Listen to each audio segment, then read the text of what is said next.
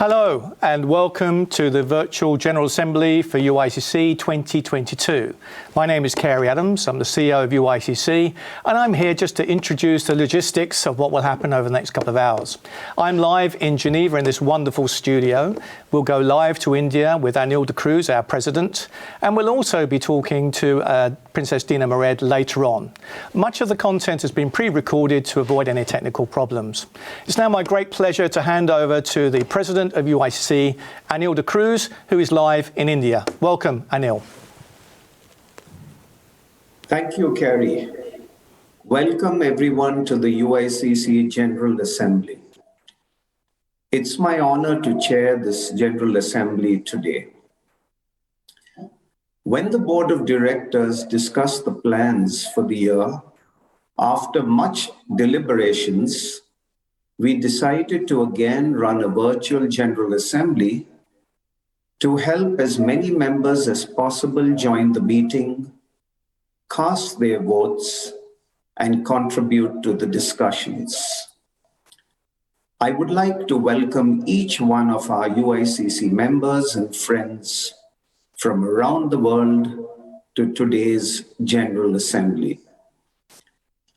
Should you encounter any technical problems during the event, please contact the team by email at generalassembly@uicc.org. The same email address can be used to send any questions that you may have for the question and answer session later in the program. The voting platform has been accessible since midnight Central European summertime to allow our members from around the world in different time zones to cast their votes. Today, we will have a mix of live sessions with our CEO, Kerry Adams, in the studio in Geneva, me here in India, and pre-recorded videos from others to ensure that we cover all the ground we are obliged to do so.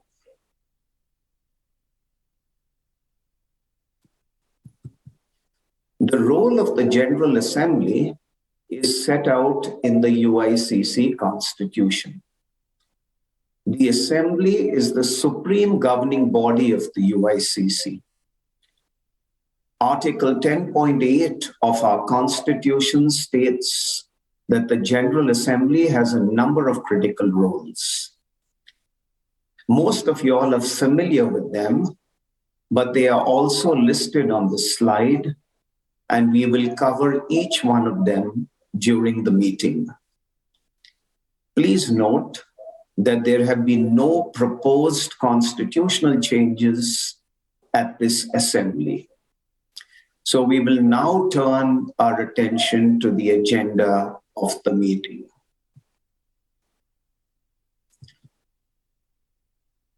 Today, I will ask first for each one of you all to approve the proposed agenda and the minutes of the last meeting. I will then share my take on events at the UICC over the last 2 years during my presidency. Kerry Adams, our CEO, will cover the financial performance in 2020 and 2021. Jeff Dunn, who takes over as president, will then provide a summary of the plans during his presidency for the next 2 years. Princess Dina Mered, my predecessor, will explain how the nominating committee reached a decision on the candidates for the board of directors and the president-elect. We will then have a live session for question and answers, open to all members, facilitated by Kerry in Geneva. As I said before, to submit your questions, you can do it via the live chat or the email generalassembly@uicc.org. We will close the online voting for president-elect and board after the Q&A session.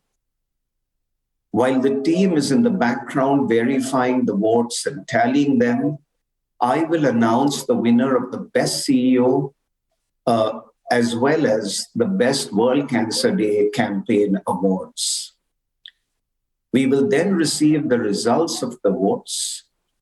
Hopefully, connectivity permitting, the new president-elect will join us live to share a few thoughts. The voting on the proposed agenda and the minutes of the last General Assembly is now closed, but you will still have your vote for other items, including the board members and for that of the president-elect. We will inform you when the voting for these closes. May I please request a show of the votes for the agenda, please?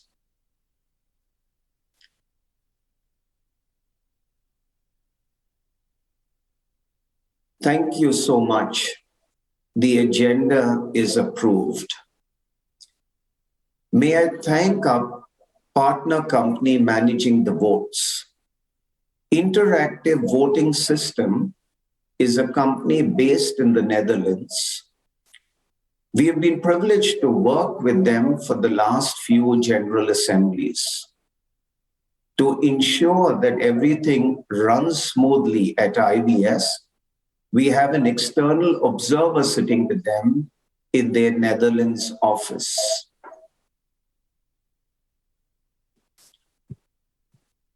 And now let us approve the minutes of the last General Assembly. May we please have the votes of the last set of minutes, please?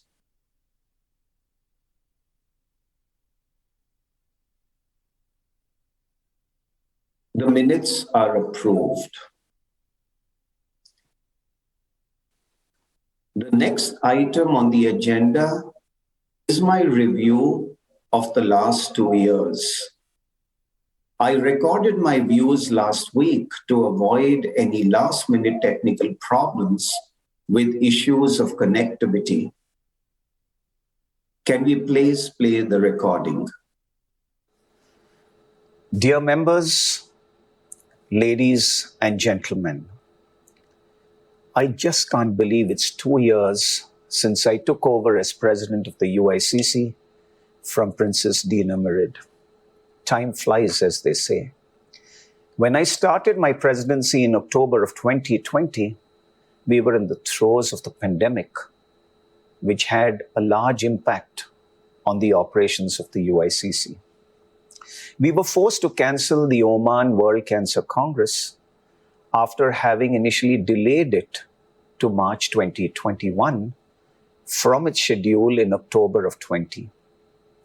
We were forced to cancel all face-to-face regional meetings, and many of the services which we provided to our membership were virtualized. Despite the financial implications of the pandemic, UICC was able to keep its entire staff in place. And today, I'm proud to say that we've managed this financial storm very well, using our reserves to protect the jobs of our dedicated band of workers, and we have continued the work we do for our members. A special congratulations to Carrie, MBL, others in the Geneva leadership for helping us navigate these tough times. Because of the pandemic and the restrictions of traveling cross-border, the UICC Board of Directors has conducted its business virtually, except for our last board meeting in May of this year, when those who could travel did so to a hybrid meeting that we held in Geneva. And I said, thankfully so. Otherwise, I would have gone down in the history books of the UICC as the first president to conduct all board meetings during a tenure virtually. It was wonderful to share time with the UICC team and the board. who, despite the enforced remoteness, have worked together outstandingly well over the last 2 years. Despite the pandemic, there were lots happening at the UICC. And as I see it, it has been an eventful 2 years. In my presentation, I would like to cover some of them which are significant and some which I am particularly proud of. I talk about the World Cancer Day and the 3-year theme that we've now started, Close the Care Gap. The World Cancer Leaders Summit, which was due to take place in Boston last year, but we had to switch to a virtual format. The Atom Coalition, which was launched in May this year, and something that's very dear to my heart. The progress of our sister organizations, the McCabe Center for Law and Cancer, the NCD Alliance, the International Cancer Control Partnership, and CCAN, that's the City Cancer Challenge Foundation. The Ukraine Emergency Solidarity Fund, the success of our new online training services that we now give our members, the results of our membership survey, and finally, the strategic review process, which we recently completed, which Jeff Dunn, our incoming president, will highlight in his presentation later in this assembly. A lot. I promise to be brief. Let me start with the World Cancer Day. Many of you remember the previous theme we had for World Cancer Day. I am and I will, which ran for 3 years, and it was tremendously successful. It united our community, inspired individuals, inspired organizations to do something, not just on the 4th of February, but all year round, to make a difference in cancer control. It seemed like a hard act to follow, but it is already clear after only 1 year that our new theme, Close the Cancer Gap, that we are continuing to impact on this day, addressing inequities around the world, which causes some patients to receive poorer access to treatment and care than others. 319 world landmarks embraced the orange and blue colors of World Cancer Day this 4th of February. This included the Palace of the Westminster in London, UK, Petra in Jordan, Christ the Redeemer statue in Rio de Janeiro, Brazil, the Angel of Independence in Mexico City, Mexico. There were nearly 1,000 activities arranged on or around the day, and on top of trending on Twitter, the World Cancer Day featured in more than 24,000 press articles around the world. Next year, we must take the call to action to another level and ensure that those with power do something about inequities, are moved and forced to do something. We can and we must close the care gap. I next talk about the World Cancer Leaders Summit. Throughout 2021, we were hopeful to travel to Boston to attend the World Cancer Leaders Summit, hosted by our good friends, the American Society of Clinical Pathology. We waited and waited, hoping that the US would allow more countries to fly into Boston so we could have a great face-to-face meeting for the first time after 2 years. Unfortunately, that did not happen. And in May of last year, and with great regret, we decided to switch the October Summit to a virtual model. The theme was driving innovation to advance cancer control equitably. And I must say, we covered a lot of ground through live presentations, panel discussions, and question and answer sessions. 107 speakers joined the event. Over 600 individuals dialed in globally. And the feedback that I received from many of you was that the summit was great success, delivered with professionalism, and full of great content. My thanks to all of those who participated and made this a success. Given that the American Society of Clinical Pathology were unable to hold a physical summit, the UICC Board of Directors offered them a chance to host the next summit in the US in 2023. I'm pleased to say that my dear friend Blair Holliday accepted the offer, and we are now taking the World Cancer Leaders Summit to a lovely exotic location in Long Beach, California, scheduled for October of 2023. Last year, we reached out to our UICC partners and asked whether they would be prepared to form a global coalition to unite experts in the field of medicine access to address the dire availability of essential medicines in low and lower middle income countries. Given that I am a clinician treating cancers in India for over 30 years, there could be nothing better than having this kind of coalition making drugs available to people who just don't get them. My desire to see this project through was just simply very strong. I must say the response has been overwhelmingly positive, and in May this year, on the sidelines of the World Health Assembly, more than 25 companies and organizations made a public commitment to form ATOM, an acronym for Access to Oncology Medicines, and thus this coalition was born. There are now more than 35 ATOM partners and other organizations and companies. Many more will be joining in the next couple of months. The partners include biopharma companies, generic manufacturers, diagnostic companies, cancer organizations, international health organizations, the WHO, Medicines Patent Pool, and many others with an interest in the subject of medicine access. Many ATOM partners have years of experience in making medicines available in low and low middle income countries. But working together and with the backing and support of the pharma industries with their medicines, I'm sure that in the coming years, we can significantly improve the flow and use of cancer medicines in many parts of the world where they are lacking today. The ATOM Coalition is the latest multi-partner organization which the UICC has been instrumental in establishing in the last 10 years.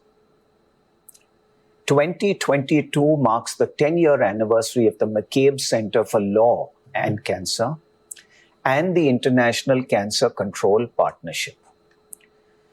With Cancer Council Victoria and Cancer Council Australia, the UICC established the McCabe Center to help governments implement laws which improve cancer control in their country.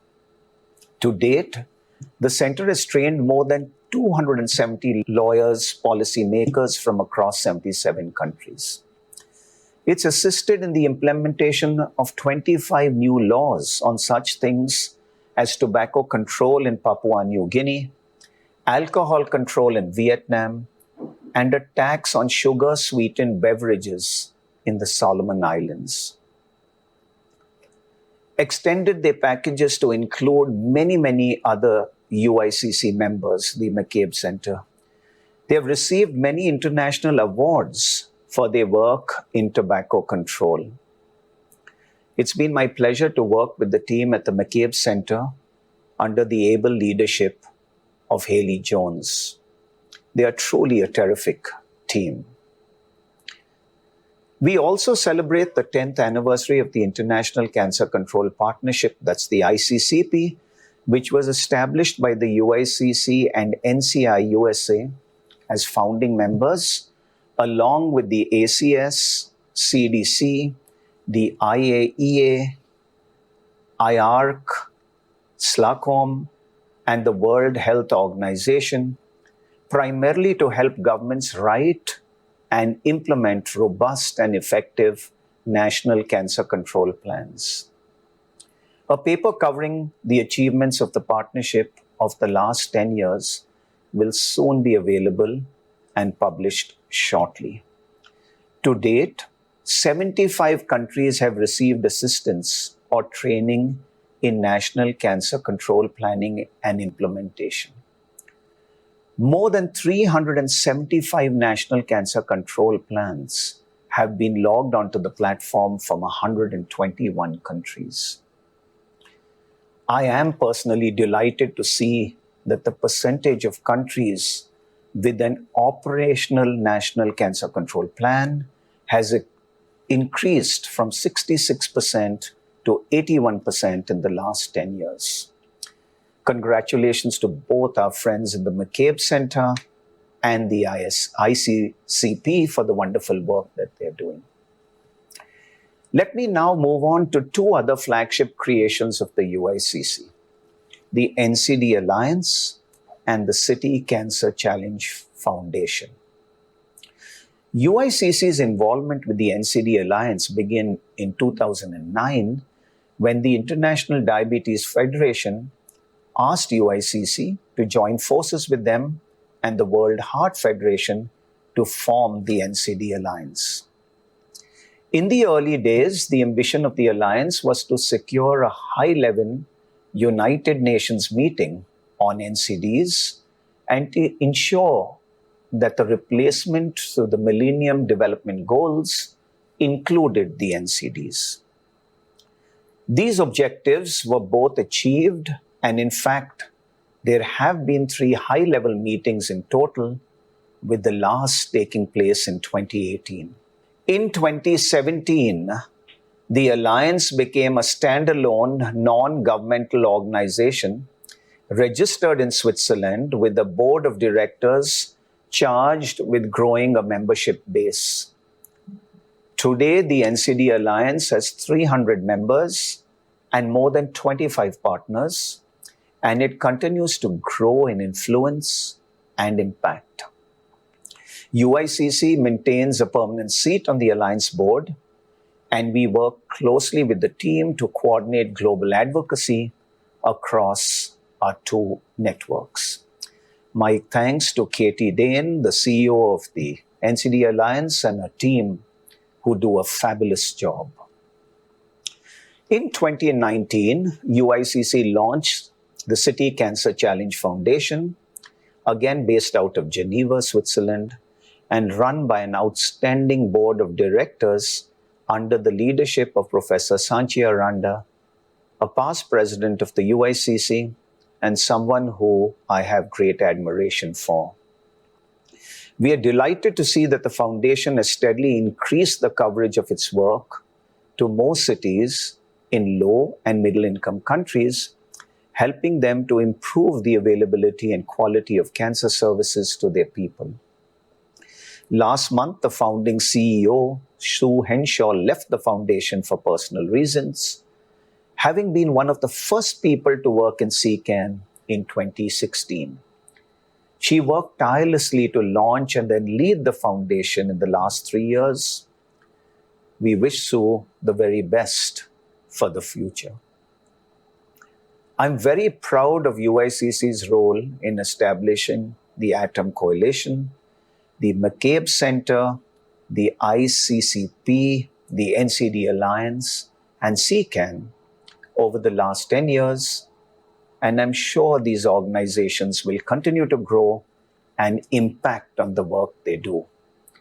I wish them the very best and all good wishes for the future as well. We've all followed with sadness and horror at the unfolding of events in Ukraine.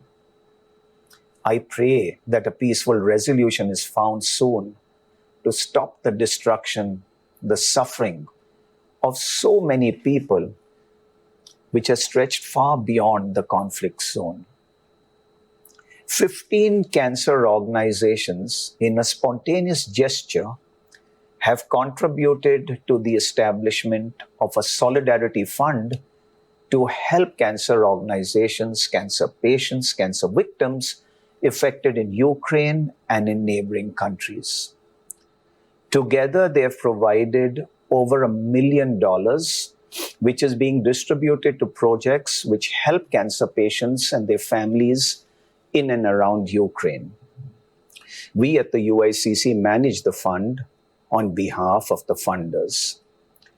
I would like to thank the Dutch Cancer Society, the Danish Cancer Society, the Swiss Cancer League, the Norwegian Cancer Society, Iceland Cancer Society, the International Gynecological Cancer Society, the European Society of Gynecological Oncology, the European Network of Gynecological Oncological Trial Groups, the Nordic Society of Gynec Oncology, the Swedish Cancer Society, the Cancer Society of Finland, Com Op Tegen Kanker, AECC, and the Swedish Childhood Cancer Fund for their generosity, spontaneous gesture, and compassion.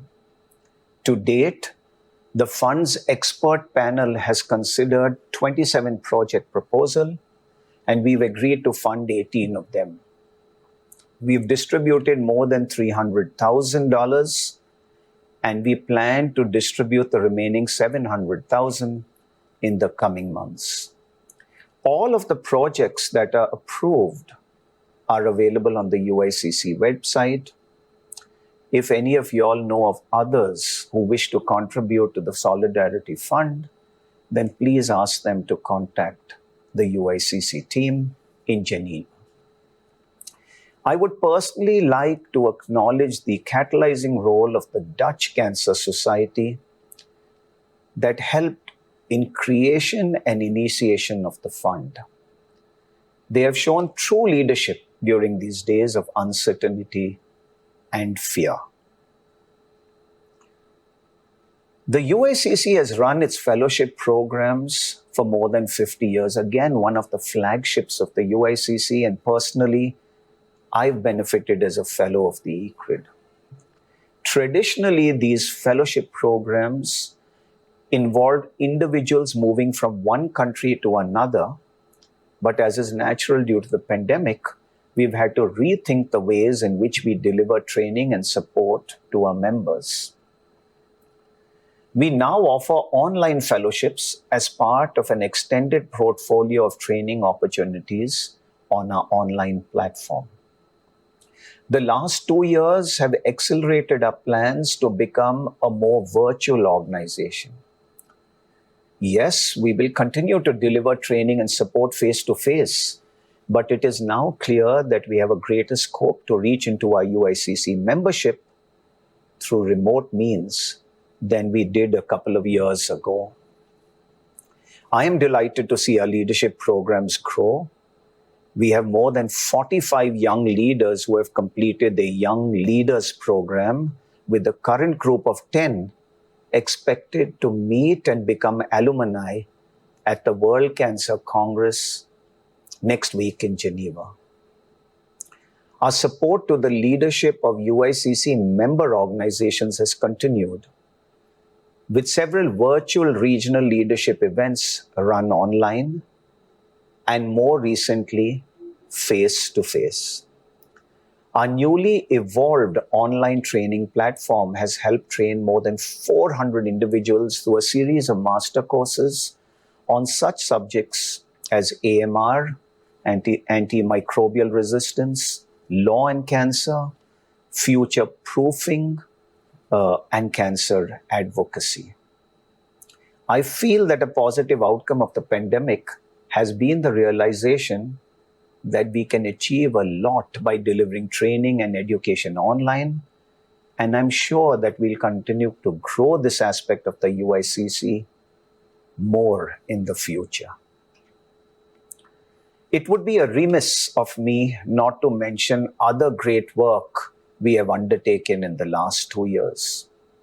UICC has worked on antimicrobial resistance, ensuring our community is aware of the current and long-term challenges that AMR poses to cancer patients.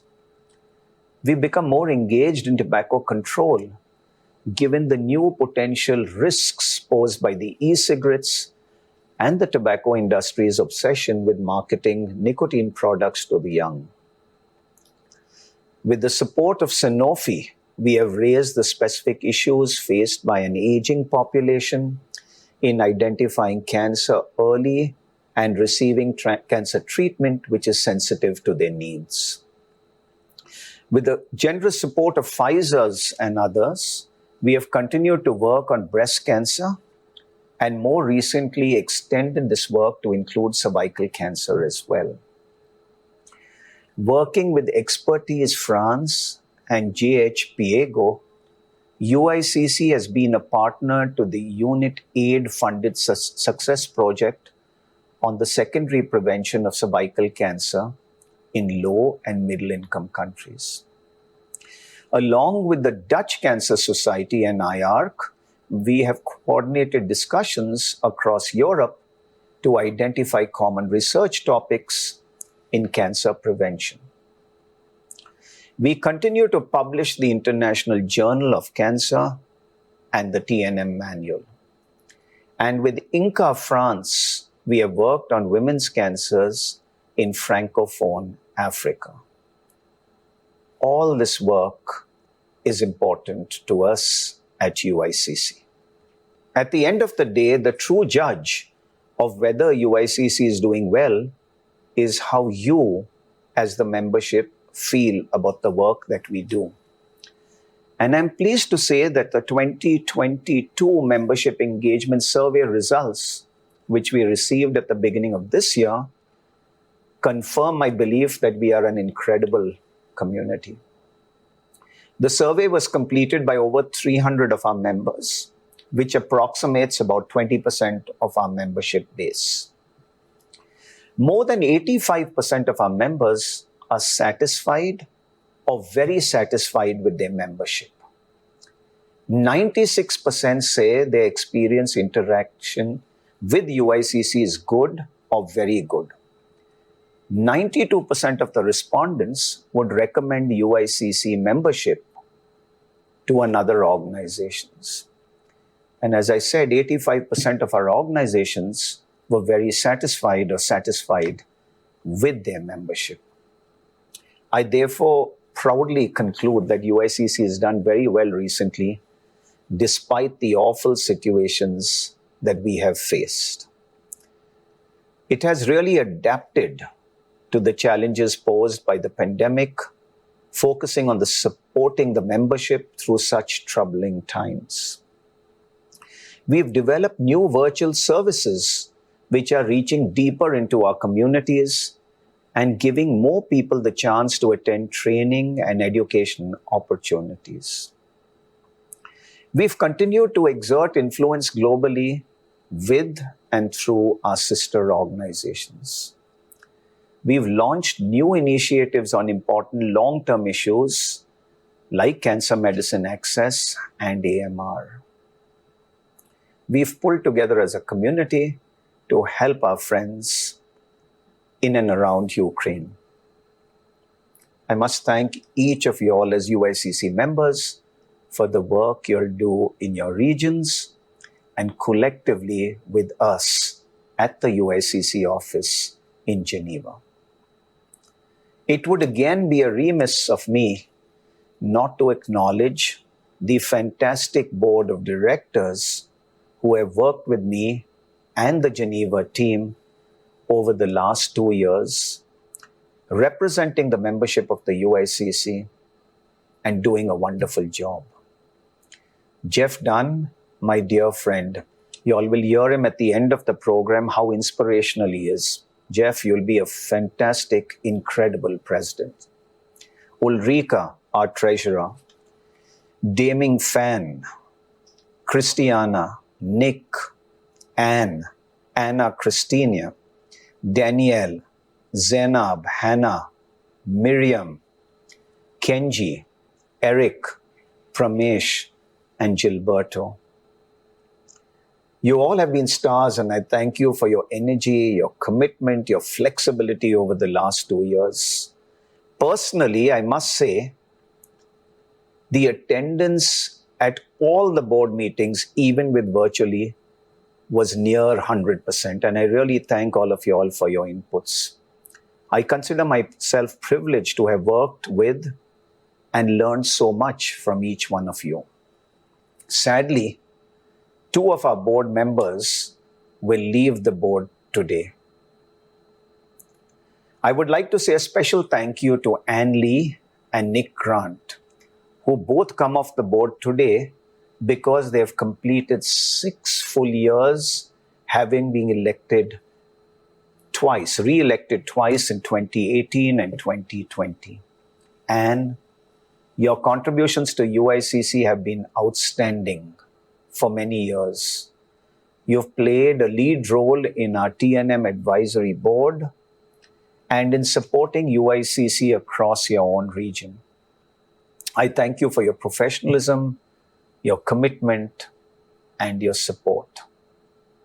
Nick, you've contributed superbly to all UICC deliberations over the last 6 years, bringing your wise advice, your wise counsel to 2 strategic reviews, the formation of the CCAN, and more importantly, leading our partnership committee for the last 4 years. I personally enjoyed the way you used to chair those meetings. You will surely be missed at the board table in the years to come. And I also thank both of you all for working closely with me on the nominating committee this year. I'm sure we'll stay in touch, and you will always be welcome at UICC events and continue the good work in the region that both of you all work in and for. I could go on and on, but time constraints force me to conclude my personal reflections on the last 2 years of my presidency. It has been hard for many of us, but I do believe that we have become a stronger community as a result of the pandemic. And I thank you all for the work that you do in your own countries to address cancer control and the support many of you have given me during my 2 years as president of this wonderful organization. I now hand back to our CEO, Carrie Adams in Geneva, who will talk you all through the UICC's business performance. Thank you all. Thank you very much, Anil, for that overview. I agree with everything you've said and echo your admiration for the board, which has had to function virtually throughout your term in office. I'm proud of the way in which the cancer community is pulled together. We achieve a lot as individual organisations, but we achieve a lot more working together. Before I cover the numbers, let me briefly overview the UIC as it is today. We are 1,195 member organisations in 173 countries. 556 are full members of UICC and therefore qualify to vote at this General Assembly today. We have a team of 42 based in Geneva, and in accordance with the direction of the UIC board, all of our work, and I do mean all of our work, is implemented in partnership with others. We're particularly proud of our partnerships with the UN agencies, WHO, IARC and IEEA, all 3 of which are involved in our World Cancer Leaders Summit and now with the World Cancer Congress. Framing everything we do is our purpose statement, which has been in place now since 2015. We unite and support the cancer community to reduce the global cancer burden, to promote greater equity and ensure that cancer control continues to be a priority in the World Health and Development Agenda. And our pillars of activity are in convening, capacity building, advocacy, and establishing new organisations as covered by Anil earlier. May I also say how delighted we are to see ICCP, McCabe, City Cancer Challenge and the NCD Alliance continue to grow and have impact around the world. I'm sure that the Atom Coalition will also have a major impact on access to medicines in low and lower middle income countries in the years to come. I cannot cover everything in these few slides, so I do recommend that you browse the annual reports from 2020 and 2021, which include detailed commentaries on our activities, a full financial breakdown, the list of UIC members and all of our partners. They're available online through www.uicc.org. Let me now cover the financial performance of the organisation, and I apologise now for presenting a series of tables, but unfortunately there is no better way to show financial performance than through a table. And as a banker in the past, I do love a spreadsheet. So the UIC has its financial results audited by a third-party auditing firm each year. And for the past few years, this has been PwC operating from their Geneva offices. As Anil pointed out earlier, the pandemic impacted the funding of UICC as it did for many other organisations. Fortunately, with the support of the Geneva and Swiss governments, we were able to keep all staff employed, and we maintained cash reserves above 4 months of operating costs throughout the period. In 2020, we benefited from 500,000 Swissy from the Geneva government, as we had to furlough nearly 20 staff for a period of up to 6 months due to the cancellation of so many of our face-to-face activities, including the Amman World Cancer Congress. We were all very sad to cancel the Congress in Amman, as it would have been a wonderful event. In 2021, we saw a pickup in our income, which meant that we could again run the organisation with a full complement of staff into 2022. This year, we will break even and possibly yield a small surplus on operations, allowing us to replenish the reserves which we dipped into in 2020 and 2021. I would like to thank every member and partner who continued to pay their member and partner fees during the pandemic. Some even contributed more to help other UIC members stay as members. We are very thankful. Income held up remarkably well, and careful management meant that costs were contained. Costs in 2020 were much lower, primarily due to the pandemic. We had no travel and we had lower office costs. As I mentioned, we used some of our reserves in 2020 and 2021 to protect the jobs of our fantastic team. This table shows that the cash reserve level at the end of 2020 was 43% of total operating costs at 3.131 million. In 2021, this dropped to 2.752 million, equal to 38% of total operating costs. The Board of Directors, under the guidance of the Treasurer, set out in 2019 that UIC should hold a minimum cash reserve level of 25% of operating costs, and we have achieved that. Please note that we forecast being at least $650,000 above the 25% level at the end of 2022 and again in 2023. 25%, that level was reconfirmed as our target level by the board last month. On this slide, I've shown the amount we've spent on restricted activity in 2020 and 2021. That is, the work we undertake for which we are specifically funded. Despite the summit transferring to a virtual model and the Congress being cancelled in 2020, we still receive more than $4.5 million per year for our restricted activities. It has been harder to secure funds for our capacity building activities, but I feel sure that this will pick up again in 2023 off the back of a good 2022.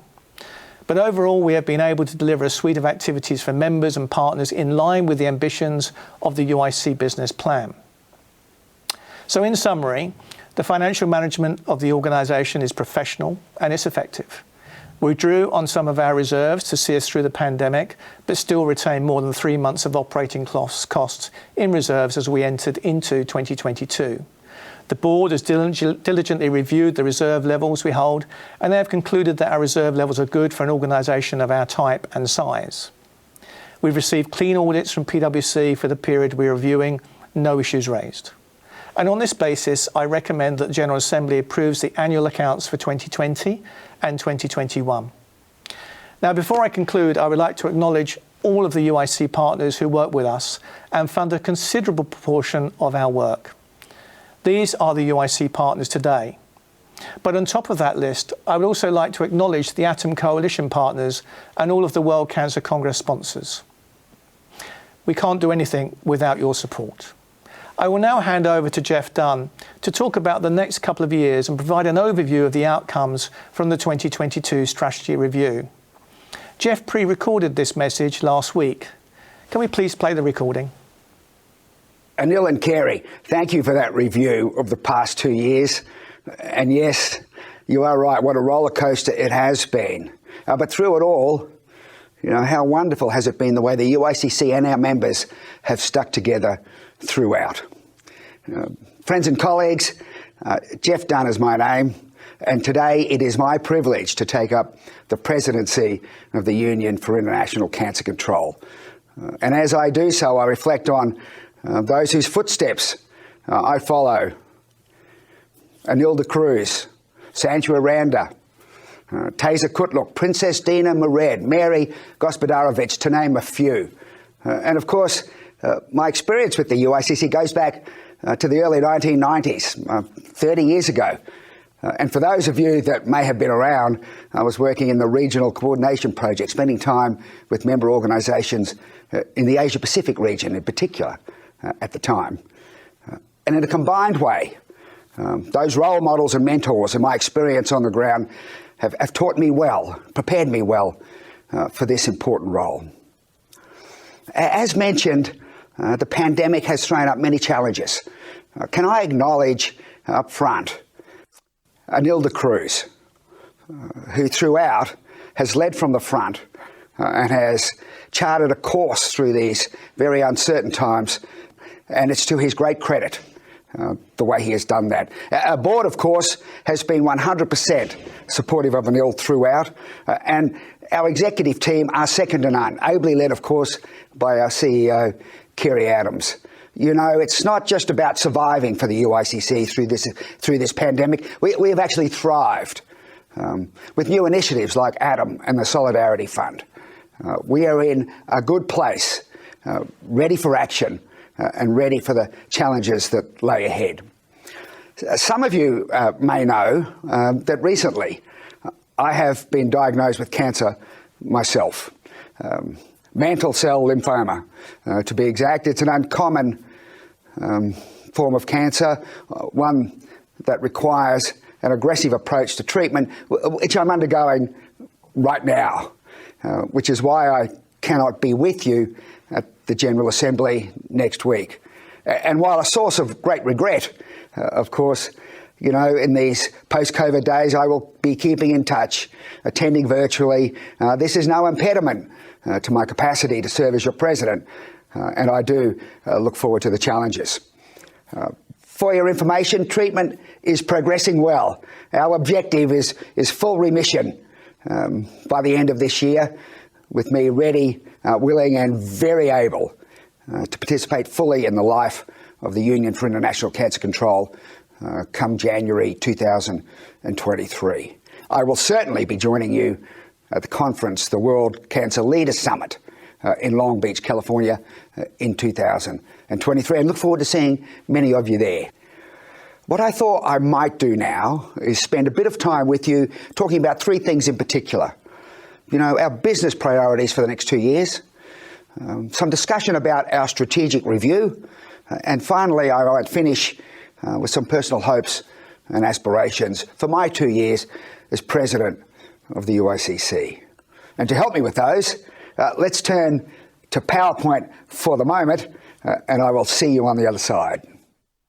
So in terms of business priorities, let's use this slide, one that Kerry has previously shown, to look at the four areas: convening, capacity building, advocacy, and supporting new organisations. So under convening, I believe you have a great opportunity, to raise the issue of inequity through this second year of Close the Care Gap campaign, which is the theme for World Cancer Day. This year has been successful, but let's make February 4, 2023 the best ever. Let's raise it to another level. Let's make sure that voices of those who are disadvantaged and discriminated against are heard by those with power to do something about it. And let's take the energy from the Congress next week to drive that message around the world, connecting individuals and organisations to ensure that new partnerships form Best practices shared so that we can each do a better job in our own home countries with regard to closing the care gap. And a reminder for those of you who have yet to register for the Congress, please consider signing up. Come to Geneva if you can, or alternatively, you can take the digital registration option at www.worldcancercongress.org, so you can download all the live and pre-recorded sessions to watch at your leisure over coming months. And this is the option I will be taking. The leadership of the UICC will have an opportunity to meet at the World Cancer Leaders Summit in Long Beach, California in October 23 to discuss cancer control in a challenging world and what our priority should be as the economic consequences of the pandemic and an unsettled world continue to impact us.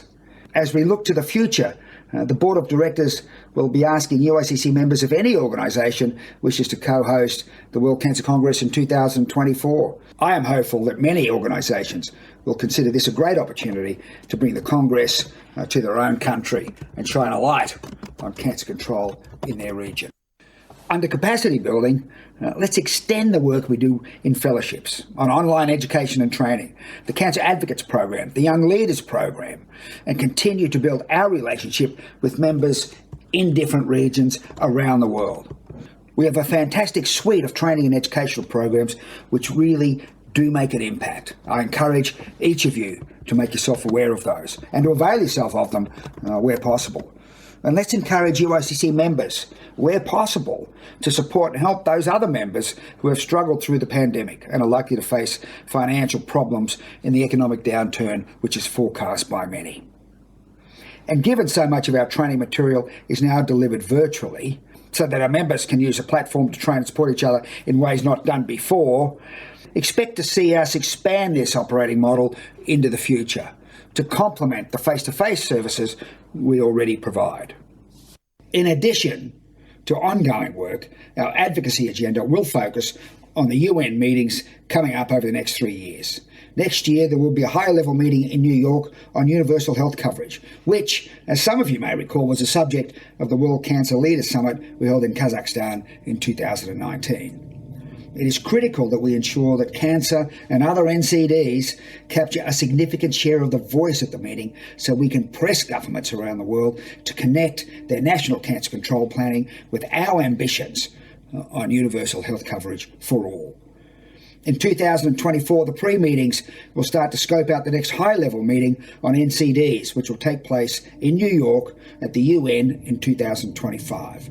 It is important that our community, our cancer control community, press all governments to conclude a meaningful resolution, one that ensures that cancer and other NCDs stay on the global health and development agenda. We have fought hard over the last 10 years, and I can assure you that we will continue to fight with regard to keeping this on the global agenda. And our fourth area of focus is supporting new organisations. It is important that we ensure that the ATOM Coalition secures the funding required to reach out to countries and address the dire need to improve the availability and use of essential cancer medicines. But we have formed the coalition, and now we must secure the resources to turn our aspirations into reality. I will, of course, be working closely with our sister organisations to ensure that the partnerships with UICC are powerful and impactful. I have a great respect for the ICCP, for McCabe, for the NCD Alliance, and of course the City Cancer Challenge Foundation. And I will do everything in my power to help those organisations achieve their own business ambitions. For if we all do well, we can make a difference together. Let me now cover the strategy review and what conclusions the board has come to, having stepped into the future to consider the path forward for cancer control. Every 4 years, the board of the UICC is charged with reviewing the long-term strategy of the organisation. The last review was conducted in 2018. The board and management worked together on the review, where we set out objectives over a 10-year horizon, assess strategic risks and opportunities, and agree with the CEO on preferred strategies.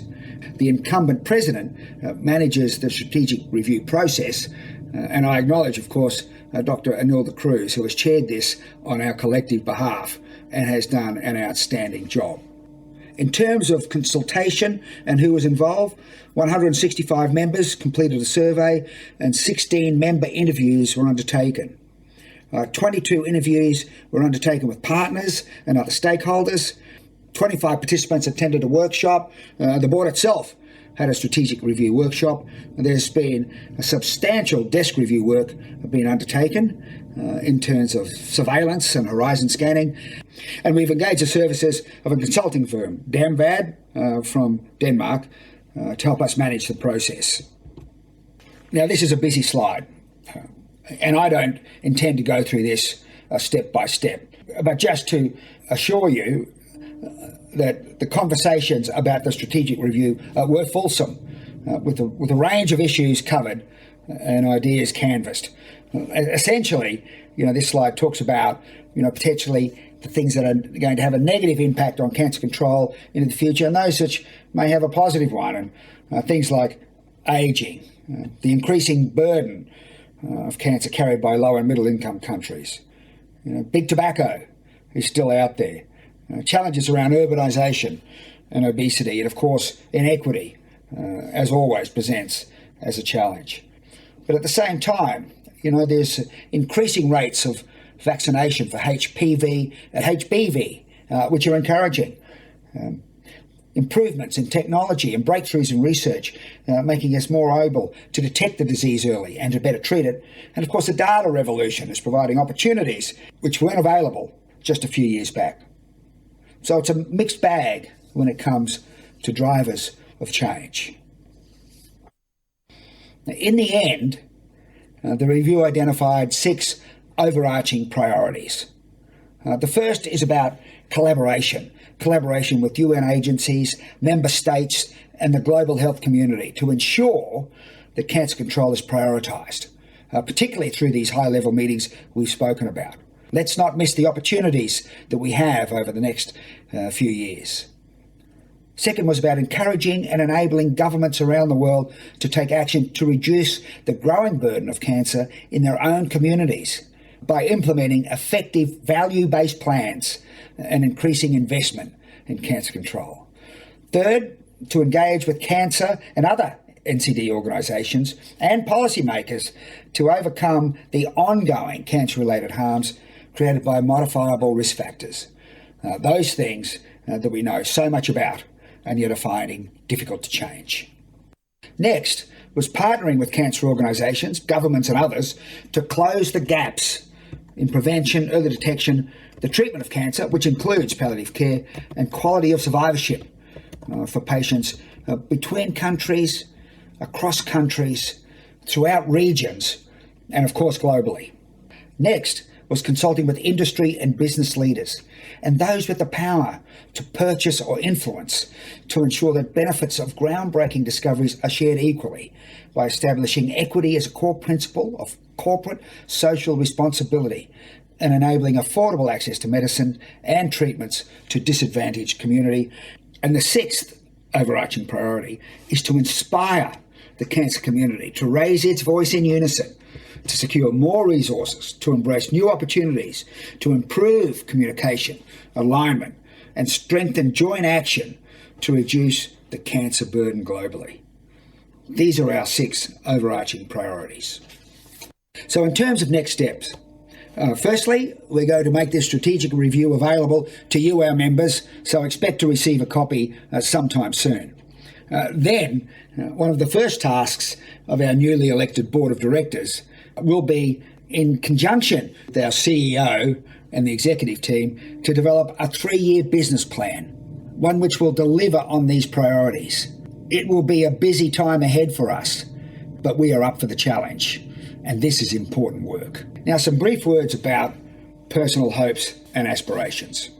First up, we have a birthday to celebrate. Next year, in 2023, the UICC will be 90 years old, and we intend to use this anniversary as an opportunity to raise the profile, to raise the case of cancer control globally.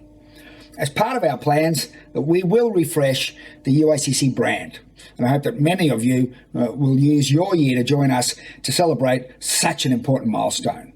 So I'm afraid that this logo will be retired to the benches, so to speak, in 2023. For those of you who do not know, the UICC was established by La Ligue in France in 1933. So thank you to all our French friends. Merci beaucoup, mes amis. There have been many achievements in the last 90 years.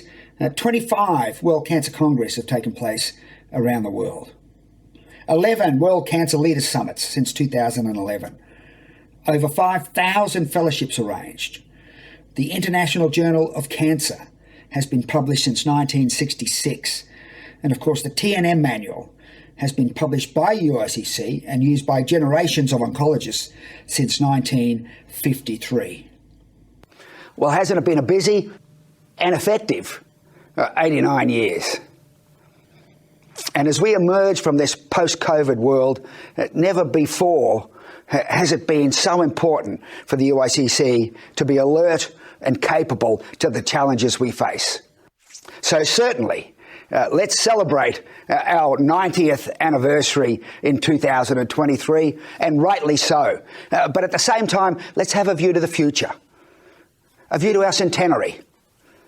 Because in 10 years' time, we need to be stronger, even more resilient, even more capable if we are going to deliver on our mission in cancer control globally and for our members. And speaking of members, much has been made of how well the UICC has survived and thrived throughout the pandemic. And much of that, that success, that strength, sits squarely and fairly with our membership, individually and collectively, who have struggled and prevailed throughout these difficult times these past 2 years. For the 2 years ahead, let's make sure that we as an organisation get even closer to our membership, understand them, their needs, their challenges, embolden them, improve their capacity to control cancer in their community so that together, globally, we can make a difference. And we can make sure that the UICC continues to serve as the global peak body with distinction. Equity, of course, remains at the heart of all that we do. We need to make sure that the disadvantage, the gaps that we see within and between countries are addressed. Our World Cancer Day campaign, Closing the Care Gap, will continue in 2023, and it will shine a light. Initiatives such as the Atom Coalition are going to make great strides in making medicines available. But there is more we can do. There must be more that we can do. And over the next 2 years, we'll be looking for ways to prosecute our agenda in ensuring that cancer control around the globe is more accessible to patients no matter where they are, no matter where they live. And finally, if we're looking for guidance, if we're ever not sure which way to turn, let's listen for the patient voice. Each year, 20 million newly diagnosed souls join that group, and each and every one of them are important to us. Each and every one of them can serve as motivation for us as we mobilise our communities at a national level, at a local level, and at a global level to control this disease. Listen to that voice. Now, let me finish with some thank yous. First up, to you, the membership, can I thank you again for allowing me to serve as the President of the UICC. This is a remarkable honour. I assure you it is not one I take lightly, and I do embark on my 2 years as your President with great humility and great confidence that together we can continue to make a difference in cancer control. So thank you. Can I say thank you to my dear friend, Dr. Anil de Cruz, our outgoing President, a softly spoken man who always brings great wisdom, great forbearance to the table, and someone who has led this organisation with distinction. To you, Anil, my personal thanks for this past 2 years and for many, many years of wise counsel and friendship. To our outgoing board of directors, it's been terrific. You know, what a 2 years we have had. We haven't met as frequently as we would have liked, but we've been effective. We faced the challenges, we made decisions, and the business of the UICC has continued, nonetheless, unabated, with milestones aplenty. Thanks to each and every one of you. And of course, to our CEO, the indomitable Kerry Adams, who's, as always, up for a challenge, leading from the front foot, and to his team, the executive team at the UICC, second to none. To each and every one of you, thank you for your contribution. Now it is my task to hand over to Her Royal Highness, Princess Dina Mered, another friend and colleague of mine. And Princess Dina, it's good to see you again. And Princess Dina will be talking with you about the election process and all things about that. Ladies and gentlemen, Princess Dina Mered.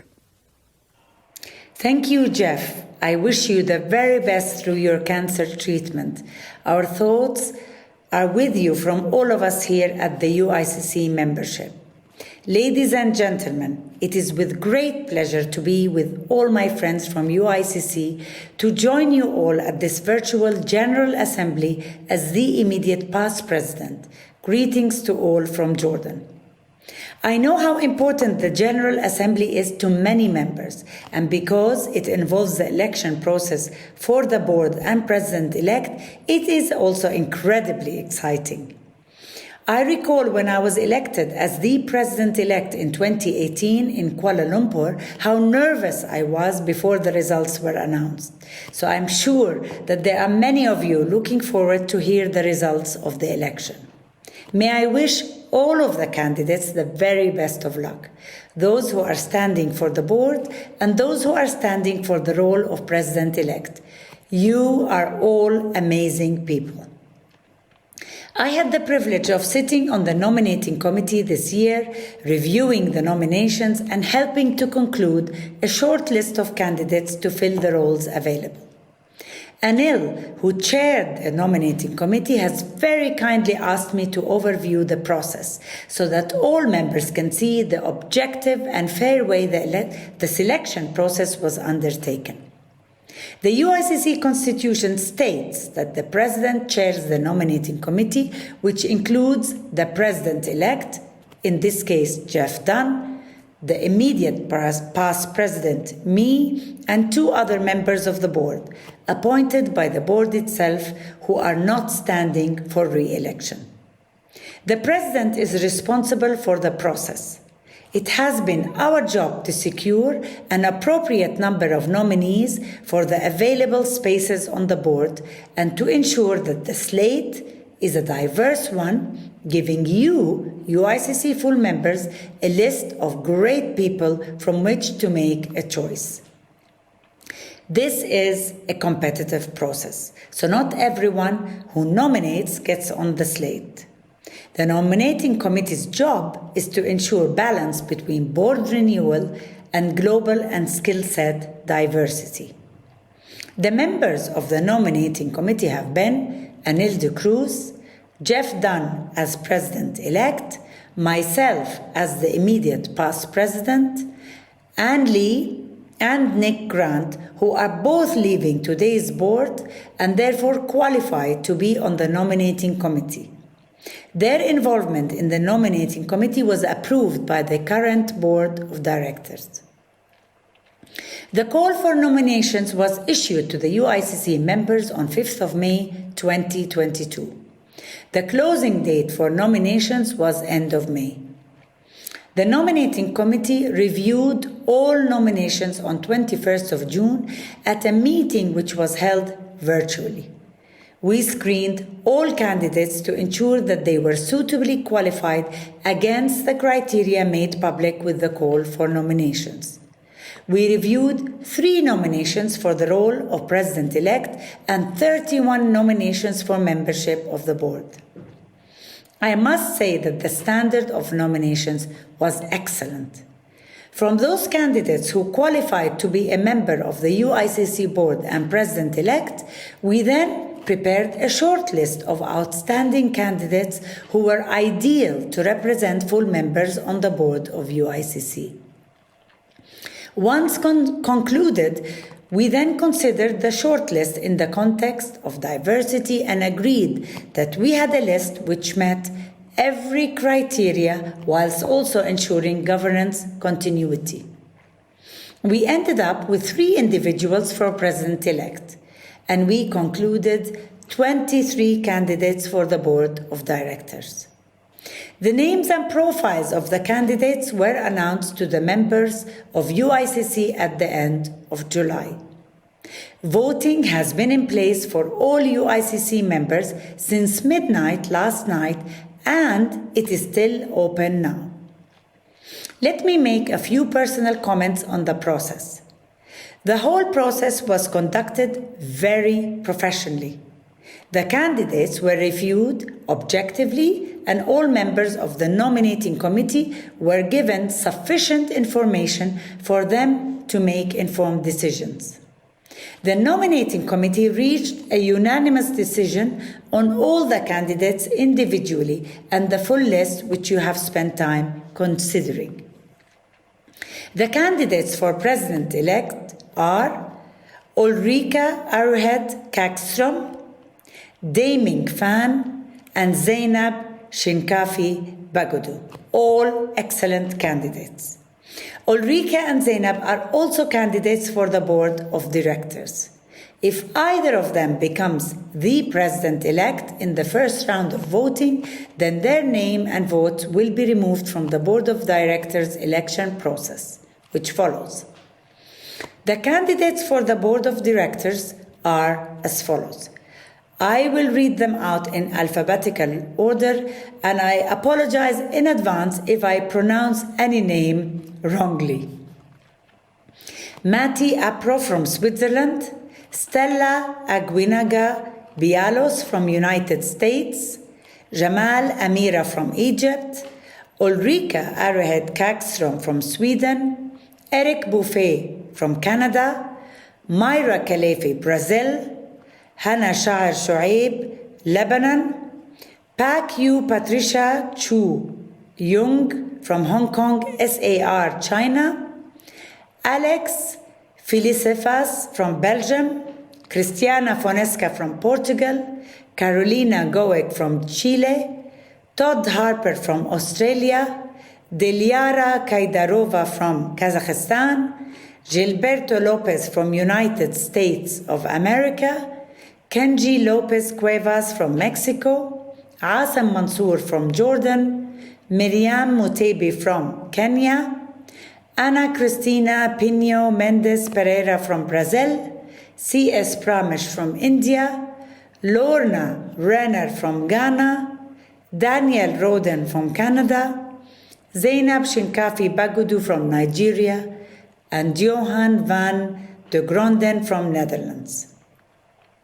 As you can see, we have an outstanding group of people to choose from, and I'm proud that UICC has attracted such expertise, knowledge, and experience, and that they are all interested in being part of the board.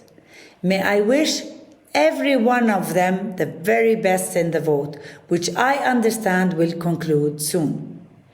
I hope that I will see many of you in Geneva at the World Cancer Congress. It has been such a long time since we all had the opportunity to meet each other face to face. Safe travels, everyone who will be making their way to Switzerland. I hope to see you there. I will now hand back to Carrie Adams, who is in the Geneva studio. He will be facilitating a questions and answers session for the Assembly. Over to you, Carrie. Thank you, Dina. I agree it's a formidable list of candidates for the board and the president-elect role. Good luck to everyone. We have some time now for questions which have been posed during the day from members. I'll be facilitating this session as a team in Geneva have been managing all the incoming questions. Anil and Princess Dina are online ready to provide answers should I struggle. And as I mentioned, Jeff is not able to join us live from Australia. Now, please be reminded that after this session, the voting will be closing. I will let you know exactly when. But if you have not voted for the board and president-elect roles at the moment, this is the time to do so, as we'll be closing the vote right after the Q&A. Right, we have a couple of questions. Lovely to see you both. Thank you very much for being live. It's a shame we can't have Jeff with us, but there you go. That's the way it is. I think his presentation was excellent, even if it was just recorded. Princess Dina, as ever, the UIC membership care about you. They want to know, will you still stay involved with the UICC in the coming years? What your plans are? So perhaps you could let us know what you intend to be doing. I'm going to disappear. No, I'm joking. Of course, I mean, UICC is about the community. All of us are in this together for the long haul. This is our platform, each and every one of us, and it's a place where we all add our voice to the fight against cancer. So I will be coming next week to the UICC Congress. I'm also always involved, whether by Zoom or by face-to-face, with the UICC team, whether on regional workshops or global messaging or whatever advocacy role, I'm always ready to lend my voice. So, and that's the wonderful thing about UICC, that we are a community. We are not a fly-by community. We are in it for the long haul, and we are committed to make sure that all cancer patients around the world have equitable access to care. Dina, it's interesting, at the Congress next week, I think we've got yourself, Mary Gospodarovich, Teza Kutluk, Franco Cavalli, Anil de Cruz, Sancho Aranda. I think it feels like once you become a president, you never leave the UICC. So we'll be delighted to see you next week. Really delighted. Anil, a question's come in from the USA, which is interesting, about the Atom Coalition. I mean, both you and Jeff spoke about it, about the idea that we could form this coalition to make a difference in access to medicines in low and lower middle income countries. The question is, are you optimistic that this can really make a difference to access to medicines and therefore treatment and care in low and low middle income countries? What are your thoughts on that? Oh, you're on mute, Anil. Just spare me a second. Okay, am I heard? Yeah, you're okay now. You're okay now. Go ahead. If I could stick my neck out and say not optimistic, but very optimistic. I realize that this is an enormous and tough task, and I'll tell you why I'm optimistic. For one, the initial response from leaders, from the big wigs that can make this happen, has been unanimous and spontaneous. As you said, we had 35 people who are part of the Atom Partnership now, big names, WHO, the big pharma, everybody, the MPP, anybody who can, ACPS, whoever can make it happen, they are all there on the table. So we have the stakeholders who can make this happen with us on the same side of the table. Second, many of them have put their money where their heart is, and we have generous funding to kickstart this. So we're putting together a team back who can do the work, create the atmosphere to see this project through.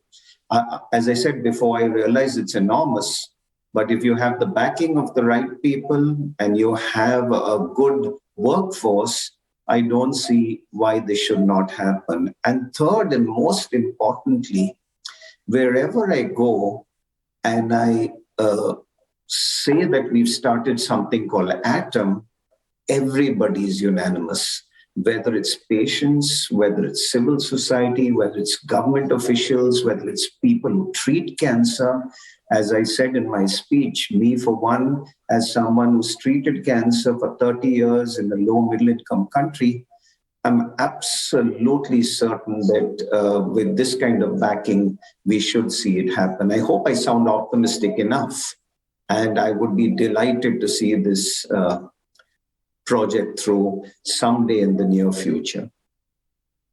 People should be aware that you also a co-chair of the ATOM Executive Committee and will continue to be the co-chair with Gilberto Lopez. So I'm glad to say that your involvement will continue in ATOM post your presidency as well. So thank you very much for committing to that.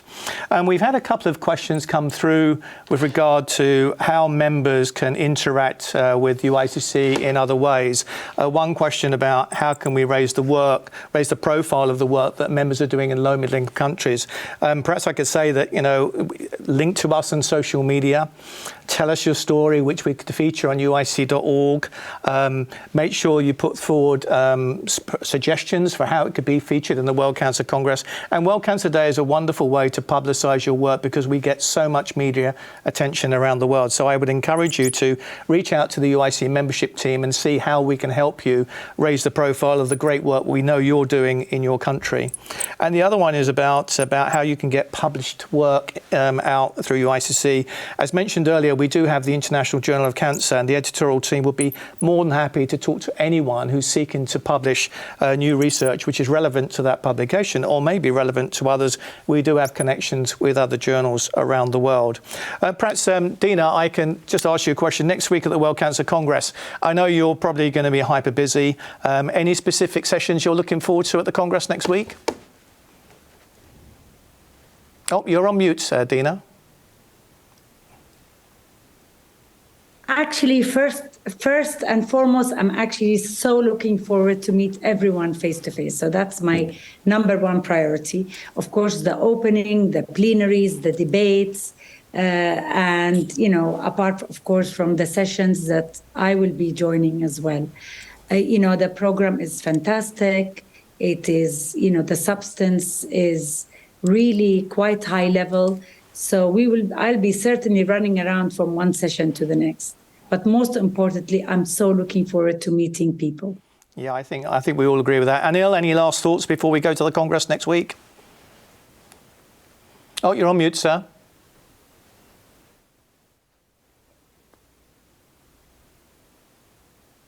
Yeah, so exactly the same. I endorse what Princess Dina said. For me, it's always the plenaries, the big debates.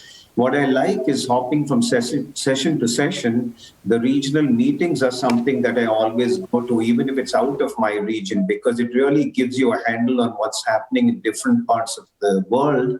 And you can really pick up so many points and take them back into your region, which will benefit cancer patients, cancer control in your part.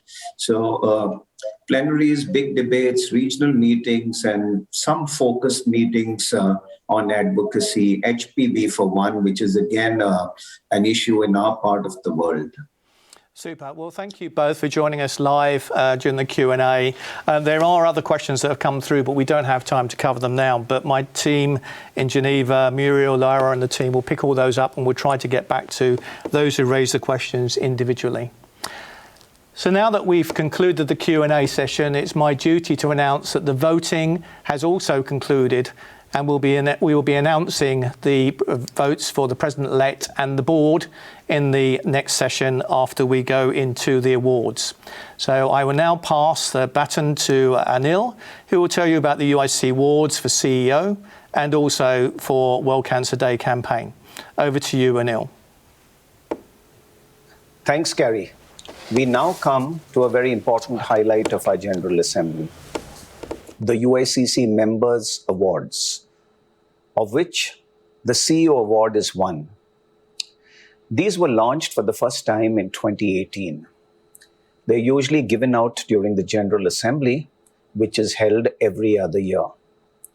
The last time in 2020, as in this time in 2022, circumstances have compelled us to do this virtually. In 2018, the last time the GA was held in person during the World Cancer Congress, we had 5 awards, namely the CEO Award, one for the World Cancer Day, for collaboration, for fundraising, and for advocacy. The latter 3 were linked to abstracts of the same theme that was submitted at the Congress. Today, we have 2 awards, the Best CEO Award and the Best World Cancer Day campaign. The purpose of the CEO Award is to recognize and celebrate leadership and expertise in managing a cancer control organization from across our UICC membership. The theme for this year's award is Leadership Through Crisis. Our past winners of the CEO Award were Pat Garcia Gonsalves of the Max Foundation in 2018, someone who's really done a phenomenal work, and O. Mo Lola Salako of the Sebisisley Cancer Care in 2020. Given the last 2 years of the pandemic, all three finalists that we have chosen this time have performed outstandingly well. UICC members were asked to nominate individuals for the award by March of 2022, and we received 19 eligible nominations. The nominations were assessed using predefined agreed criteria from the board of directors and a shortlist prepared by the UICC management team in Geneva.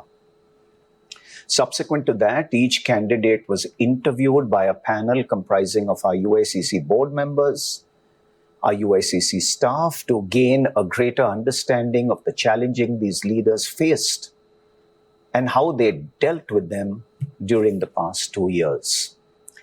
Each panel member then marked the candidate against the criteria that were predefined, and we came up with a list of 3 finalists.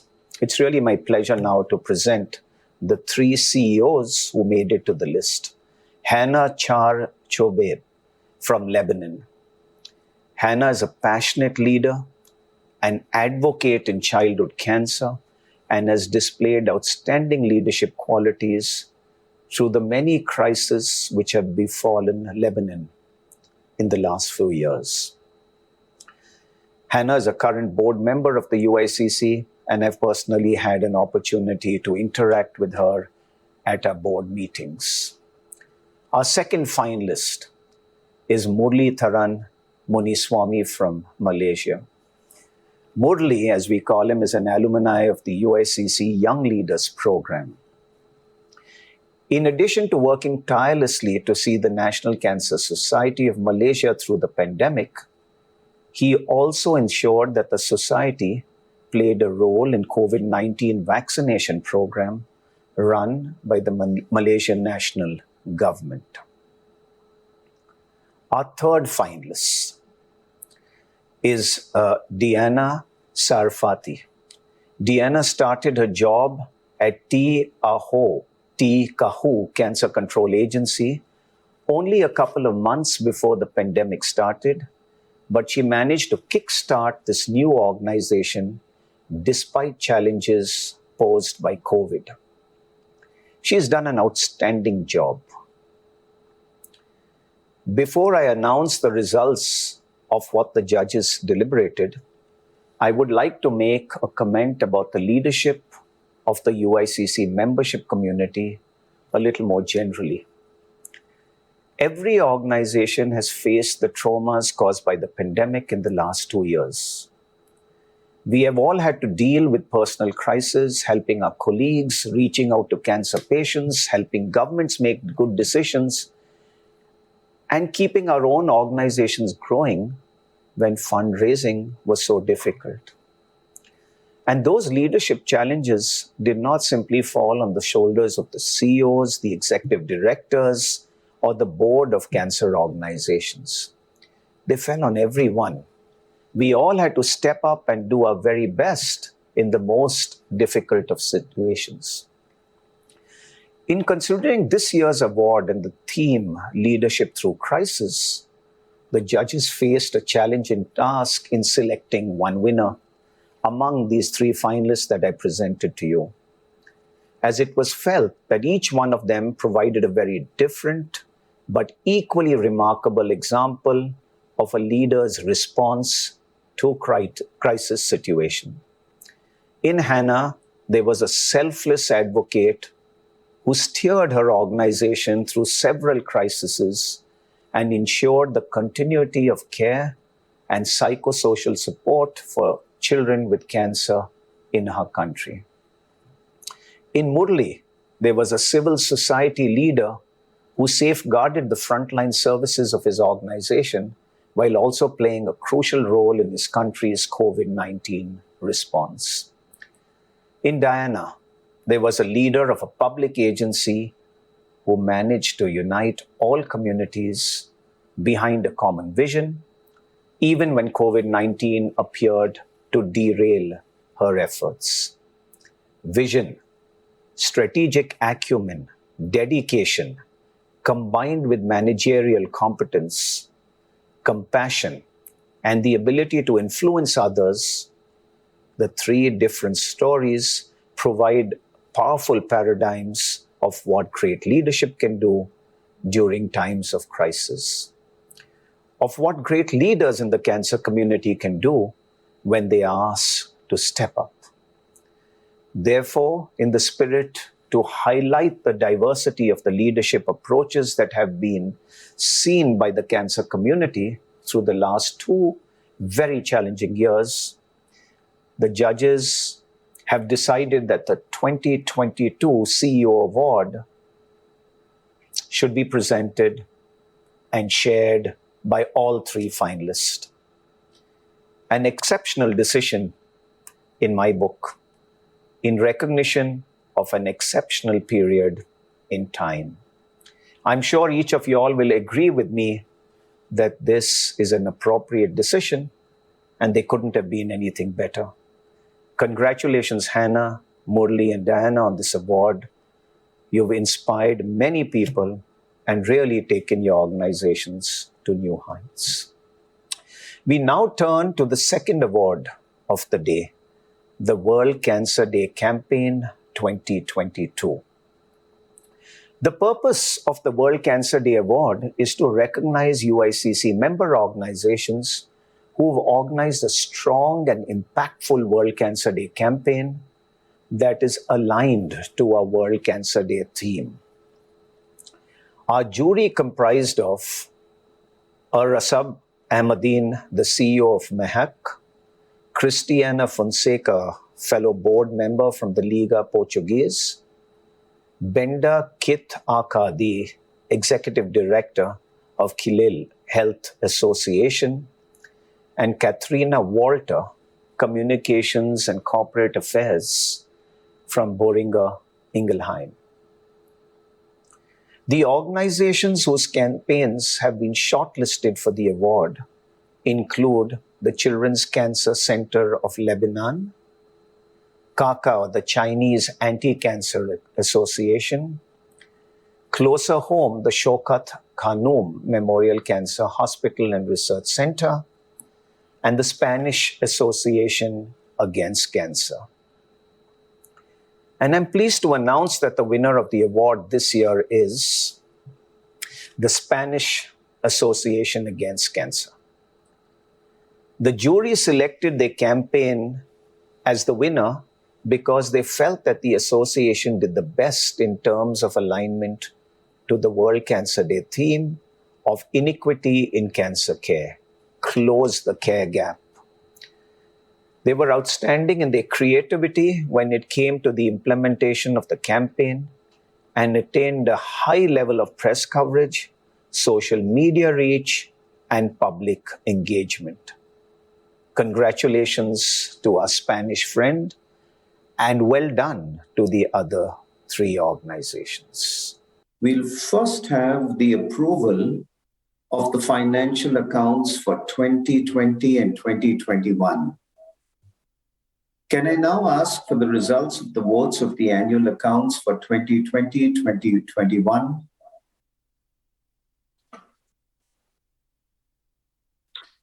I can now confirm that the accounts of 2020-2021 have been approved.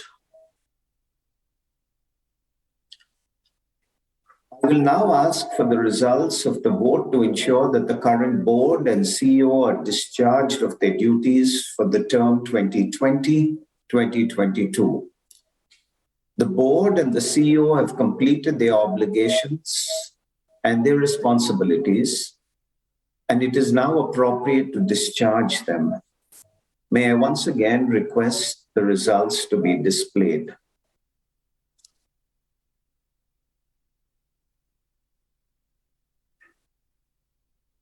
I confirm that the board and the CEO have formally been discharged for the period 2020 to 2022.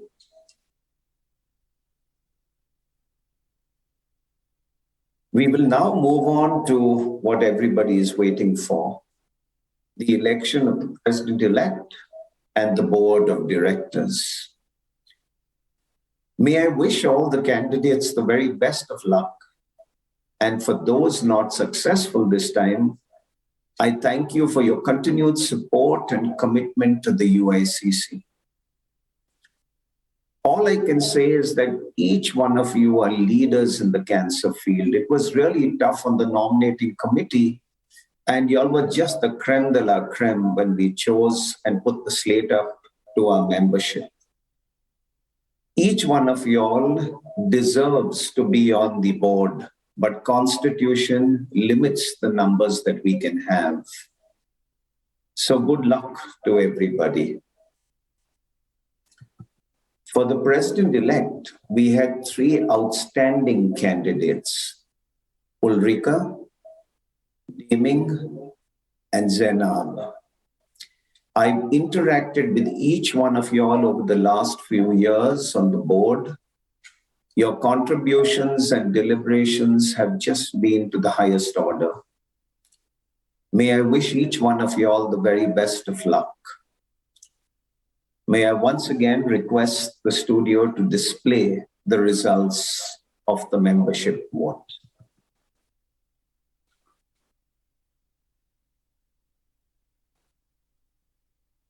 Congratulations, Ulrika.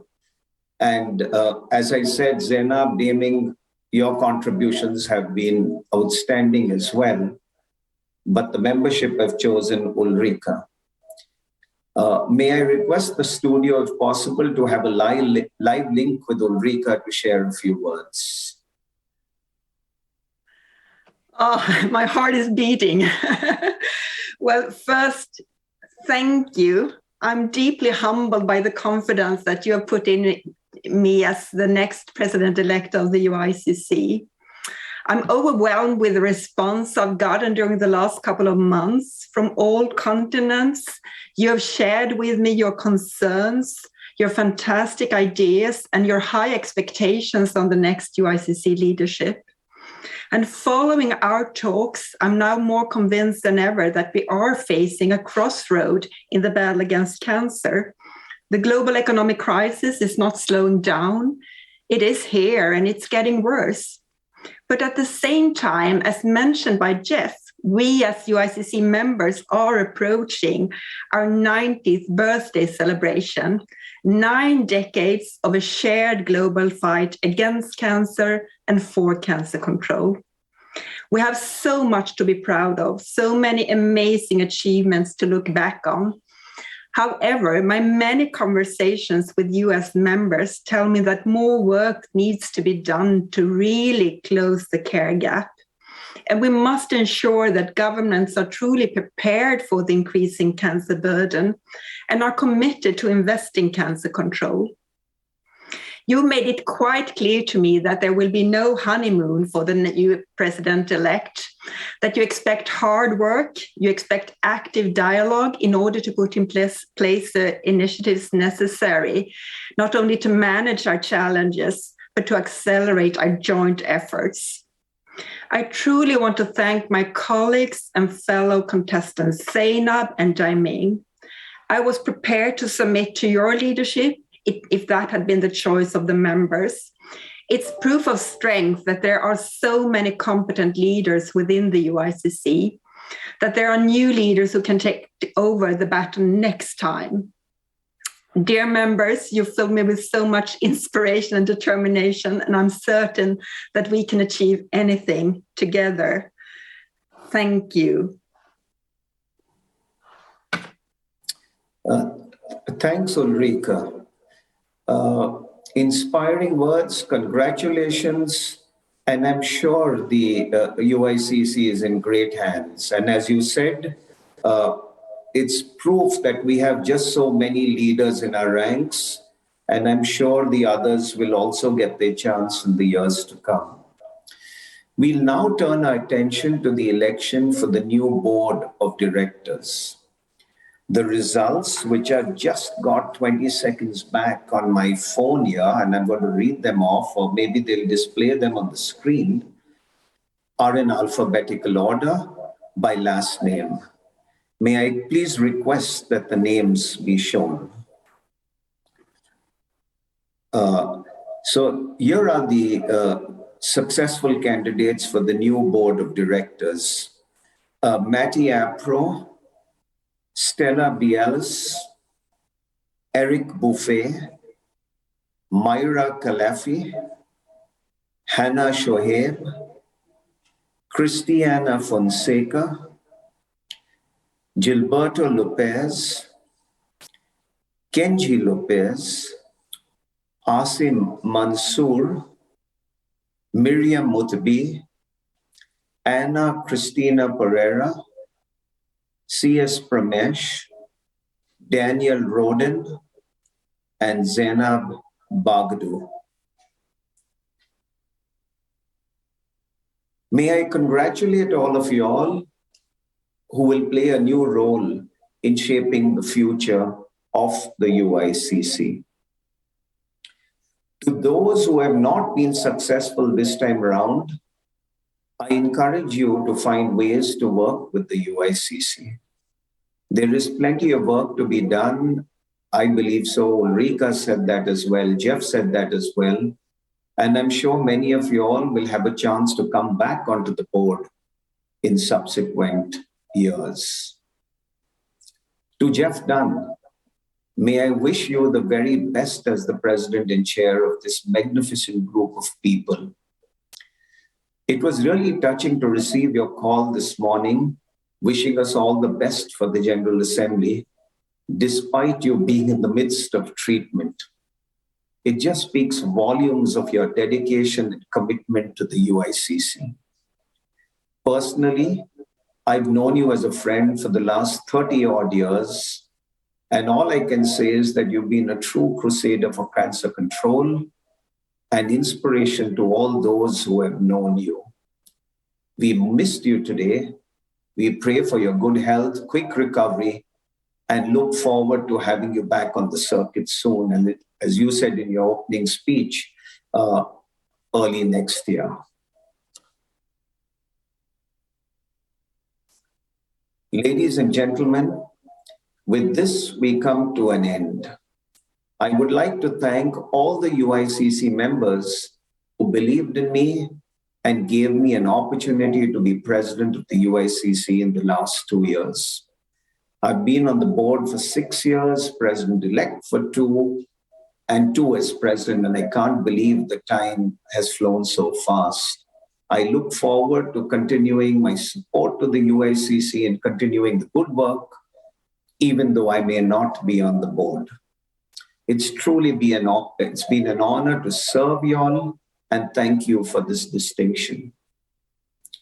My work would not have been possible without the support of a fantastic board of directors, a great CEO, and a great Geneva team. I thank each and every one of you all for your support. Thank you to everyone who has joined the General Assembly and provided the votes for us to conduct the meeting's agenda. I look forward to seeing many of you at the World Cancer Congress next week. That, ladies and gentlemen, concludes the UICC General Assembly 2022.